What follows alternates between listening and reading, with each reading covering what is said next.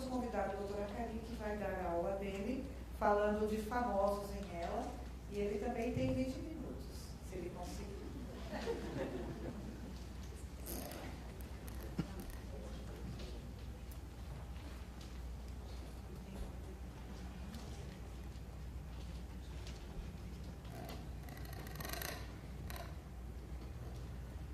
Novamente, bom dia para vocês.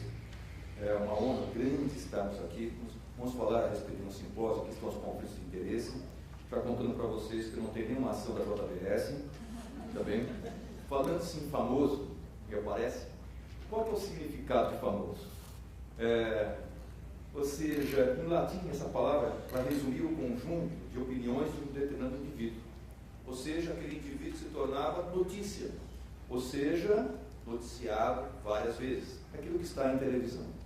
Falando-se em famoso, em medicina, Asclepio, que é o deus da medicina na mitologia grega, que é o filho de Apolo, que ele reunia a delicadeza de um tocador de água, mas também ele aprendeu o segredo da arte e da cura. E não é à toa que o símbolo da medicina, na Escola de Medicina, tem a representação de Asclepios, ou seja, o bastão e uma cobra envolvida nesse bastão. Os símbolos em relação à Grécia Antiga, eles estão ligados a valores morais, a status social adquirido, a interpretações da natureza. Falando no símbolo da medicina, ele vem já um pouco antes da Grécia, desde os sumérios. Tudo é uma cópia e passagem, ou seja, copy-paste. E os gregos fizeram uma cópia em relação aos asclépios, aos assírios, só que antes a cobra tinha duas cabeças. E o médico, na oportunidade, começou a ficar tão famoso, tão importante, logicamente que o rei não gostou disso. Imposto de renda, 50% para ele. Tira uma cabeça da cobra, e assim ficou uma cobra com uma cabeça só, que é o símbolo da medicina. E depois de Asclépios, nós temos a história que vem lá da região, um pouquinho abaixo, na ilha de Kos, ligada a Hipócrates. Dizem que Hipócrates é da descendência, vem da descendência de Asclépios. Hipócrates, ele fez várias informações, trouxe várias informações para nós. São vários tratados em livros, e dentre esses tratados e livros, aforismos.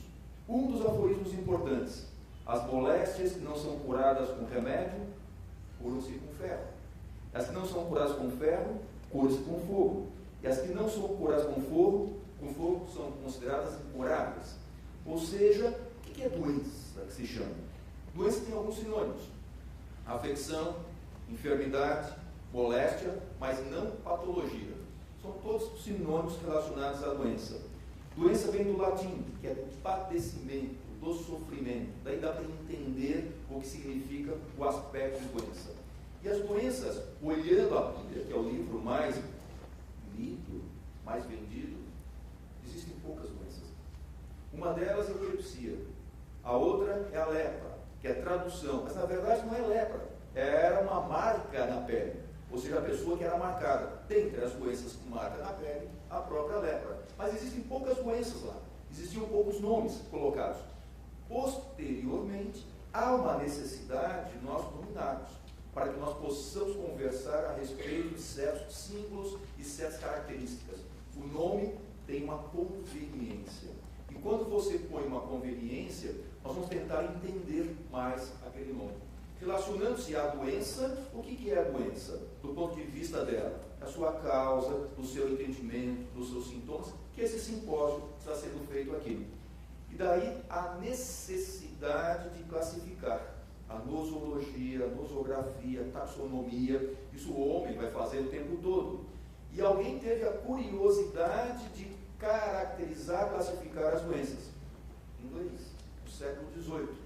Esse indivíduo foi para o cemitério, e lá no cemitério começou a olhar as lápides, o que está escrito nas lápides, de acordo com o escrito, a classificação.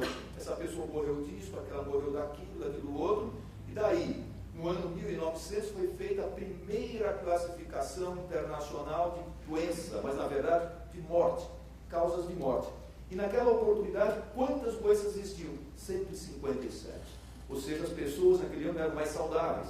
Porque veio a classificação 2, 3, e a última classificação, que é a CID-10, 1989, nós temos nessa classificação ao redor de 2.000 doenças. ou seja, um aumento. E tentava-se fazer a classificação 11. Não vai ter. Porque só de doenças raras, hoje são mais de 10 mil doenças raras. Não dá para fazer classificação mais para isso. E falando-se na forma chamada doença do neurônio motor, aquela que compromete o neurônio motor, na classificação internacional de doença, G12.2. Toda vez que vem, portanto, G12.2, nós estamos falando das doenças do neurônio motor, o que a Carolina comentou. Aquela que compromete lá em cima na região motora, esclerose lateral primária. Aquela que compromete o corno anterior da medula, atrofia muscular progressiva. Aquela que começa pela região da garganta, paralisia bulbar progressiva. E aquela que tem comprometimento do primeiro neurônio e do segundo neurônio, a esclerose lateral amiotrófica.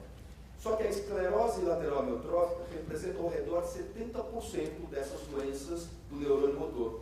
E, portanto, tudo isso é conhecido como esclerose lateral amiotrófica, embora nem todas sejam esclerose lateral amiotrófica. Aí, portanto, os ingleses, espertos novamente, eles criaram a seguinte situação. Como que eu chamo isso? Eu chamo de esclerose lateral amiotrófica. Em outros locais do mundo, algumas pessoas chamam de doença do neurônio motor, como na Inglaterra. Na França, doença de Charcot. Nos Estados Unidos, doença de Lou Gehrig. E os ingleses colocaram, olha, pessoal, vamos falar o seguinte, esclerose lateral amiotrófica barra doença do neurônio motor. E assim nós estaremos falando desta família, dessa condição, dessa família. E quem trouxe a história dessa família? Na França, na Salpêtrière, juntamente com o Hospital do La Petite, e La Petite em francês significa compaixão, piedade. Ou seja, já começando a história dessa doença com a relação da paixão, da compaixão e da piedade também. Quem a escreveu muito bem foi esse indivíduo que está bem representado nessa gravura, Jean-Martin Charcot. Nas suas aulas, suas apresentações magistrais, e os seus alunos trouxeram essas informações para o século XX e para os outros alunos para o século XXI também. Charcot muito importante. Como é que nós sabemos se uma pessoa é bastante importante? Se ela não ganhou só o prêmio Nobel, que não existia na época, mas se ela foi selo. Se ela foi selo, aquela pessoa foi importante. Charcot, 2 selos ele ganhou em homenagem à vida profissional dele. E ele trouxe uma informação muito rica da esclerose lateral amiotrófica, uma descrição maravilhosa de uma senhora magistralmente descrita em relação àquilo que ela estava apresentando. Uma senhora jovem, de 28 anos, no puerpério, pós-puerperal, portanto, pós o parto, que ela começou a apresentar um quadro de fraqueza muscular evolutivo, um quadro clássico apresentado aqui pela Carolina. Só que começou a doença precocemente, jovem. Será que ela tinha esclerose lateral amiotrófica realmente, essa pessoa? Porque ela começou muito jovem, com comprometimento tanto da região lateral da medula como do corpo anterior da medula, que é aquilo que nós falamos a respeito da esclerose lateral amiotrófica. Havia, portanto, a necessidade de criar critérios diagnósticos clínicos para a esclerose lateral amiotrófica. A primeira reunião feita para isso foi em 1990, num local maravilhoso, no Castelo João de Escorial, pertinho de Madrid, na Serra da Água da Rama. E essa reunião foi importante, porque apareceram os critérios clínicos para a esclerose lateral amiotrófica. Depois, outras reuniões foram feitas para critérios eletroneurobiográficos, radiológicos, como vejam a apresentação de hoje, no aspecto de radiologia. Esses critérios foram possibilitando dizer se uma pessoa tinha ou não a possibilidade de ter esclerose lateral amiotrófica. Os critérios foram feitos não para diagnosticar a pessoa. O critério foi feito para incluir aquele indivíduo em ensaio clínico terapêutico. Ou seja, se uma certa medicação poderia ser útil para a esclerose lateral amiotrófica. Isso é muito importante. Esses critérios foram feitos para ensaios clínicos. E com esses critérios, nós começamos a ter um pouco mais de informação baseada em evidência. Olha, isso pode ser esclerose lateral amiotrófica. E dentro dessa condição, isso pode ser, eu vou acompanhar os indivíduos. E aqueles que receberam o diagnóstico foram sendo acompanhados. Aí veio a preocupação do prognóstico. Quando a pessoa recebia um diagnóstico possível de esclerose lateral amiotrófica, em relação ao tempo, então vinha uma mortalidade precoce. E essa mortalidade precoce significa o seguinte: 12 meses depois do diagnóstico firmado, esclerose lateral amiotrófica, 66% dos pacientes estão vivos. 24 meses, 38% deles estão vivos. 36 meses, 18% deles estão vivos. Portanto, ao receber um diagnóstico, vinha esse medo todo. Quanto mais jovem a pessoa, prognóstico melhor. Quanto mais idosa a pessoa, sobrevida menor. E se ela começava pela região bulbar, o prognóstico era pior ainda. E fazendo-se a avaliação com esses critérios, observamos que a doença ela era mais prevalente em homens do que em mulheres. 3 homens para 2 mulheres. E a faixa etária, aqui no Brasil, ao redor dos seus 55 anos. Na Europa, ao redor dos seus 60 anos, que é a manifestação da doença. Portanto, 55, 60 anos, mais em homem do que em mulher, essa era a distribuição. E aí começam a aparecer as pessoas importantes, que dão notícia, as famosas. Essas pessoas fazem com que a atenção seja chamada. São os descobertos anônimos dos lutadores famosos. Dentre eles, Lugeri, que aparece. Lugeri, esse indivíduo nascido na região de Nova York, ele fez a Columbia University, essa pessoa muito forte, muito ágil, muito hábil, muito resistente, muito inteligente.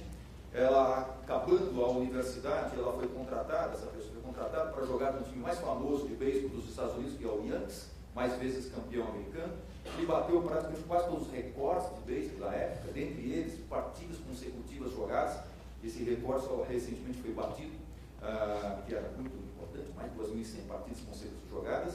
Aos 35 anos, no auge da forma física, técnica, atlética dele, foi motivo de um filme fantástico, que foi realizado a respeito da vida dele, um contrato milionário na época, $37 mil por ano, olha só como modificou bastante o que é o dinheiro, e esse indivíduo foi muito famoso, e logicamente ele se tornou selo, não só selo também, ele teve a camisa dele aposentada, foi a primeira camisa aposentada de esporte americano.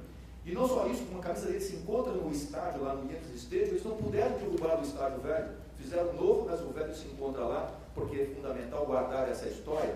E esse indivíduo, ele tinha 3 amores, ele tinha o beisebol, tinha a mulher, e tinha a paixão fundamental também pela mãe, que aparece. E esse indivíduo, auge da técnica dele, começa a ter uma performance diminuída, progressivamente diminuída. A tentativa de acertar a bolinha começou a ficar cada vez mais difícil, no sentido de acertá-la. Ele passou numa consulta médica, 2ª, 3ª e 4ª, numa das consultas, passando na Clínica Maio, que era um jogo que o Yankees ia fazer lá proximamente da Clínica Maio, ele passou em consulta, e o clínico geral dele, sem eletroneuromiografia, sem ressonância magnética, sem biópsia, sem nada, deu-lhe o diagnóstico de esclerose lateral amiotrófica, baseando-se em informação do aspecto clínico que ele tinha e na mãe do clínico, que falecera com esclerose lateral amiotrófica cerca de 10 anos antes. E nesse aspecto puramente clínico, ele deu o diagnóstico. Não só o diagnóstico, enquanto ele esperava o diagnóstico de ensinar as crianças a jogarem beisebol, recebeu o diagnóstico, recebeu também um prognóstico. Não só o prognóstico, o que tinha que fazer e o que não poderia fazer. Dentre as condições que não poderia fazer, era fazer atividade física, jogar beisebol. E assim, ele atendeu a recomendação do clínico, retirou-se dos campos de beisebol, mas não adiantou. 2 anos depois, embora tivesse retirado, a doença foi avançando, e ele faleceu como tinha sido feito o prognóstico. Sem se movimentar, com dificuldade de deglutir e de respirar. Isso com 37 anos de idade, ou seja, instalou-se a doença numa faixa etária um pouco mais precoce também. Não é à toa que os americanos colocaram o nome do Lugeri na doença. E a razão é que, conhecendo-se a doença com o nome dele, é mais fácil angariar fundos para investigação e de pesquisa também, do que aparece. E a era e o esporte? Em relação aos jogadores de futebol, na Itália, a doença é mais prevalente em esses jogadores de futebol que outros atletas, cerca de 6 vezes mais frequentemente. Dentre eles, esse moço, Borgonovo, Stefano Borgonovo. E aqui está sendo levado por seu amigo Baggio, Roberto Baggio, aquele que perdeu o pênalti contra o Brasil na Copa de 94 nos Estados Unidos, e está sendo consolado por Ronaldinho, que jogara com ele antes no próprio Milan. E aqui é um jogo entre o Milan e a Fiorentina. E aqui no Brasil, o Washington, casal 20, o Washington em Assis, se envolveu também em esclerose lateral amiotrófica, 5 anos de evolução clínica em relação ao quadro clínico. E outros esportistas famosos. Se vocês colocarem famosos nos Estados Unidos, tem uma relação de famosos. Dentre eles, beisebol, boxe, Ezard Charles, desenvolveu esclerose lateral amiotrófica. E agora, em serviço militar, é mais prevalente a doença em pessoas do serviço militar, que aparece também. E aqui, o sargento Terry Hoffman, que tornou-se bastante importante e famoso. E na arte, nós temos Charles Mingus, começando a doença pela mão que ele mais utilizava para fazer a mágica da música que aparece. E ainda falando-se dessa atividade ligada à arte, nós temos James David Graham Living, que é um pouco mais antigo, lembra-se muito bem, Canhões de Navarone, fez 98 películas, esteve presente em 98 filmes. E numa das entrevistas, sendo entrevistado, perguntaram-lhe qual será a 100ª. Ele comenta, eu não sei se eu faria a 100ª, porque até hoje eu atuei de uma forma intensa, mas estou ficando muito cansado. E ele colocou a mão sobre a mesa e na mão tinha uma atrofia na musculatura entre o polegar e o dedo indicador. E alguém vendo aquilo telefonou, eu acho que ele tem uma doença chamada esclerose lateral amiotrófica, e passaram-lhe a informação. Saindo-se daquela entrevista, ele foi para uma consulta médica, fez os exames, e realmente o diagnóstico recebeu esclerose lateral amiotrófica. Aí o que ele fez? Não atuou mais e foi para o seu castelo na França, e lá ele viveu o resto da vida dele, e ele aproveitando o tempo todo que ele tinha de vida, de uma forma digna, com a família dele. Outros indivíduos da arte, Dmitri Dmitrievich Shostakovich, também pianista famoso, bastante importante, riquíssimo do ponto de vista de produção musical. E ainda na parte política, nós temos essa figura que se encontra presente, lá o Tiananmen Gate, que lá na China, que aparece, vocês estão lendo aqui, Mao Tse-tung, a forma chinesa como se fala é a forma portuguesada como nós lemos, em relação a Mao Tse-tung. Mao Tse-tung, nós temos uma representação que ele está com a família dele, tornou-se um líder bastante importante lá na China. Esse indivíduo não só tornou-se um líder político, mas também, especialmente quando uma fraqueza muscular começa a aparecer, ele começa a ter dificuldade de movimentação, descobriu-se que ele era um poeta. Começou a escrever condições bastante interessantes. E veio a falecer em 1976 em Beijing, com diagnóstico de esclerose lateral amiotrófica, e ele tem um mausoléu do Mao Tse-tung, e lá se faz um culto bastante importante, não só ao líder político, mas também ao legado de poesia que ele deixou também. E quando se fala a respeito de esclerose lateral amiotrófica, nós falamos de prognóstico, é aquele que já falei que é reservado para essa condição, aparecer bulbar progressiva 2,2 anos, e sempre tem alguém que desmente a gente. E um deles, Stephen Hawking. Tem um filme, vocês viram um filme, Teoria de Tudo? Stephen Hawking, nascido em Oxford, primeiro filho de uma família de 3, uma família muito estranha, falava que era uma família muito estranha que aparecia, e esse indivíduo, já na universidade, alguém achava que ele era um gênio, e outros, não é tão um gênio desse jeito, e foi feita uma aposta se realmente ele seria alguém na vida, e essa aposta foi feita, ele vai ser alguém e o outro não vai ser alguém na vida. E ele queria fazer matemática, mas ele foi para a física depois, formou-se aos 21 anos de idade, e nessa formatura ele tinha que fazer um trabalho de conclusão de curso, ou seja, uma tese específica para essa condição. Ele começa a apresentar uma fraqueza muscular na perna, e da perna essa fraqueza foi para o braço, a fraqueza foi rapidamente evoluída para o membro superior, e é a história toda que conta. Disseram-lhe para ele que ele iria viver 3 a 4 anos, ele vai se casar para quê? Aproveita a vida. Ele resolveu casar-se com Jane Wilde. Ele casou-se com ela, mesmo tendo diagnóstico de esclerose lateral amiotrófica, ela aceitou toda essa condição, e assim veio o primeiro filho, veio o segundo filho, veio o terceiro filho. Em 85 ele teve uma crise respiratória, uma infecção pulmonar, houve necessidade de internação hospitalar, traqueostomia que foi feita, só que ele tem uma estar vivo ainda, não só estar vivo, como a produzir, muita produção. E nessas produções, esse indivíduo, quando se coloca a palavra Stephen Hawking na internet, dá muito mais acessos do que ela, Lugeri e dois do motor juntas, ou seja, Stephen Hawking, ele mostrando, portanto, que alguma coisa diferente acontece com ele. E naquela aposta, eles comentaram o seguinte: vai ser alguém na vida? Não, ele foi alguém na vida. Mas o outro disse, mas ele ainda não é um dos 12 melhores do mundo na área que ele abraçou, ou seja, da parte da física. Ele tem um humor muito interessante.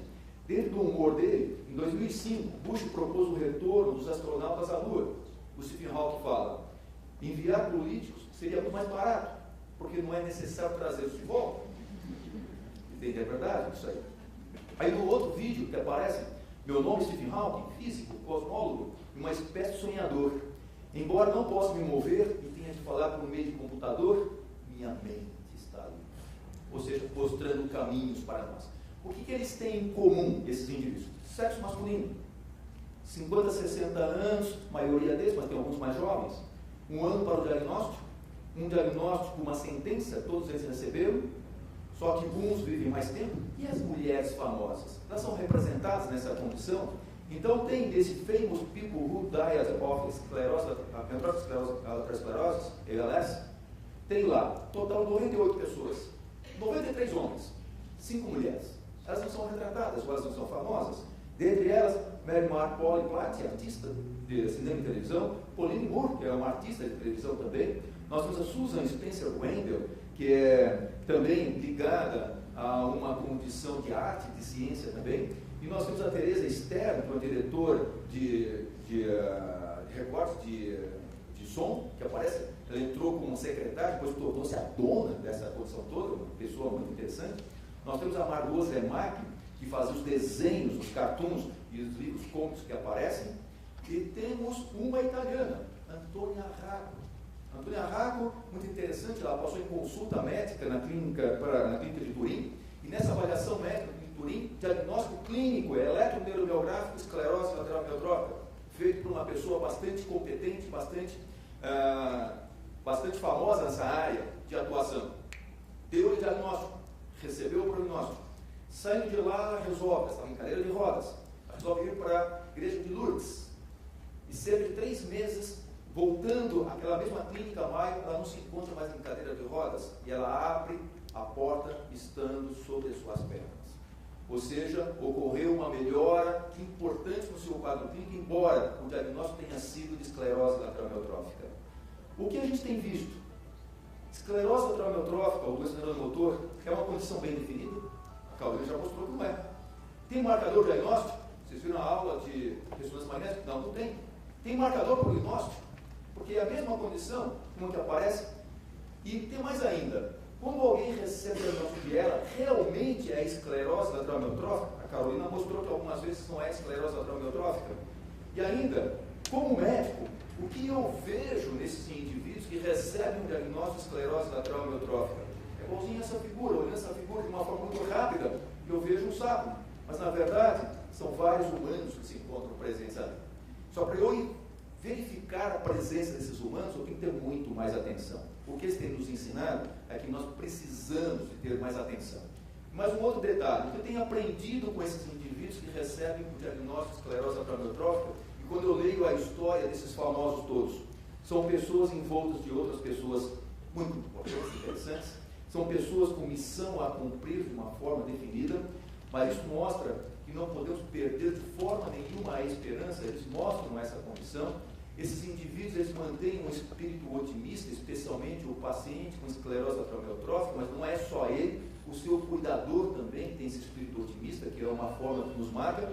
E mais um detalhe, quando se fala em esclerose lateral amiotrófica, nós não podemos nos esquecer dos esposos, das esposas, dos amigos, dentre eles as mulheres, elas que modificaram. Eleanor Gehrig, ela modificou o que a gente conhece hoje de esclerose lateral amiotrófica. Ela se conformou com a morte do marido dela. Foi ela que praticamente o embrião das reuniões internacionais de esclerose lateral amiotrófica. O que a gente conhece hoje a respeito dessa condição tem a marca de Eleanor Gehrig. Ou seja, criatividade, a organização. E quando se fala de outras pessoas, por exemplo, a esposa de Mao Tse-tung, foi ela que trouxe os escritos, porque até então os chineses não se conformavam que um líder político tão importante pudesse ser um poeta. Foi ela que trouxe a poesia, mostrando que tinha muito mais coisa para ser apresentada. Mas o que eu tenho aprendido, principalmente, sobretudo, que pessoas como estas, elas fazem que nós nos apaixonamos por elas de uma forma muito fácil. E assim o caminho para abraçar essa causa não foi difícil.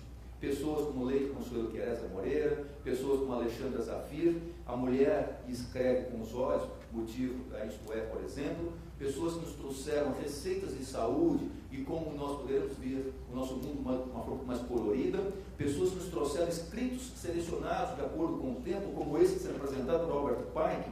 O que fizemos apenas por nós, mesmo morre conosco. E o que fizemos pelos outros, pelo mundo, permanece e é imortal. Essa é a importância grande. Enquanto houver um louco, um poeta e um amante, haverá sonho, amor e fantasia. Enquanto houver sonho, amor e fantasia, haverá esperança. William Shakespeare. São pessoas que trazem receitas de saúde. Restaure seu corpo, sua virtude será contínua. Restaure a sua causa, sua virtude será abundante. Restaure sua província, sua virtude será crescente. Restaure seu reino, sua virtude será farta. E restaure seu mundo, sua virtude será vasta. Em relação a essa história, nós temos a história da Brela. História esta ligada a essa fotografia que estou apresentando para vocês. Quem trouxe essa fotografia? Quem trouxe a fotografia, escrito à mão no dia aqui, nas reuniões da Brela, 31 de julho de 99, Dona Natalina de Moraes Herrerias e o seu Dácio Herrerias Bona. Essas pessoas que se encontram presentes aqui. Em homenagem às pessoas que nos ensinam a lutar. O espírito otimista e determinação de superar-se. Muito obrigado, Natalina. Obrigado, Dácio.